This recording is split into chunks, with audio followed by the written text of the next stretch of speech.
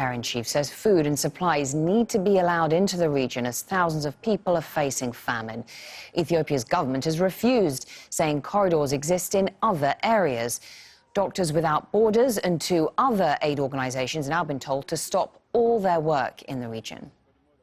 We need assured access routes by land, as well as, of course, our own flights going in and out of Mekelle. And frankly, we need the war to end. We need the conflict to stop. The needs that have been spoken about in Tigray are indeed what they have been advertised as. They are huge, they are urgent, they are important. Malcolm Webb is in Nairobi with more on how the government in Addis Ababa is treating the aid organizations. The humanitarian organisations said that they were suspended since last week, but it was just a short while ago that the government put out a statement confirming that. And the things that they've accused those organisations of included using social media to disseminate propaganda.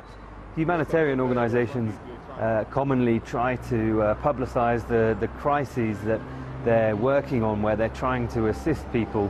The government, on the other hand, throughout the duration of this conflict, it's cut off the internet, cut off the phones, cut off the electricity. Throughout the Tigray region, there's definitely an information war going on as well, and the government clearly objects to these humanitarian organisations telling the world about what's actually going on the ground. Another one of those accusations was against Doctors Without Borders for importing satellite communications equipment without a licence. But of course, when all of the traditional usual communications are off, there's no way that humanitarian workers or anyone else can communicate with each other without using satellite phones.